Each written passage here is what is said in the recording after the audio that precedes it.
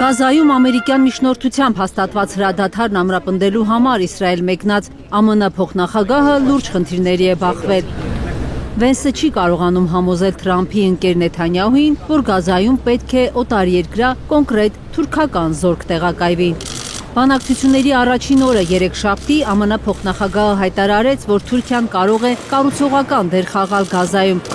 Մինչդեռ մեկ օր անց Նեթանյահուն պնդում է, Թուրքիան չի լինի Գազայում։ Օտարերկրյա զորքի տեղակայում Գազայում նախատեսված է Թրամփի 20 կետանոց ծրագրի երկրորդ փուլում։ Արաբական լրատվամիջոցները հայտնում են, որ արդեն սկսվել է խաղաղապահ երկրների ցուցակի ձևավորումը։ Այդ ցուցակում ընդգրկված են Եգիպտոսը, Քաթարը, Հորդանանը, Ինդոնեզիան և Ադրբեջանը։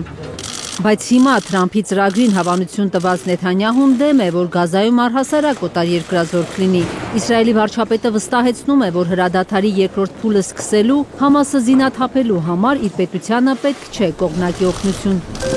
Շատ փորձագետների գնահատմամբ Թուրքիայի առաջ Գազայի դռները փակելը կարող է նոր ճգնաժամ առաջացնել Թել Ավիվ-Անկարա հարաբերություններում։ Թուրք-իսրայելական հարաբերությունները սրվեցին 2010-ին, երբ Իսրայելը հարձակվեց Գազային մարդասիրական օգնություն հասցնող թուրքական նավի վրա, ինչի հետևանքով զոհվեց 10 ակտիվիստ։ Դրանից հետո երկրները կասեցրին դիվանագիտական հարաբերությունները, սակայն կարճ ժամանակ անց վերականգնեցին։ Բայց Գազայում Իսրայելի ձեռնարկած արյունալի գործողությունների ժամանակ Թուրքիան ցեղասպանության համար մեղադրեց Իսրայելին ու նորից հետ կանչեց իր դեսպանին։ Որոշ փորձագետներ սակայն նկատում են, որ Անկարան ու Թել Ավիվը արհեստականորեն են սրում հարաբերությունները մնալով խոշոր դաշնակիցներ։ Նրանք ընդգծում են, որ չնայած 2024-ին Անկարան հայտարարեց, թե դադարեցնում է զենք մատակարարել Իսրայելին, հարյուրավոր թուրքական նավեր շարունակում են մտնել Իսրայելի նավահանգիստներ այլ պետությունների դրոշներով։ Կանե Մանգասարյան, Մարիամ Ամիրջանյան և Արմեն Ապրեսյան, Հայլուր։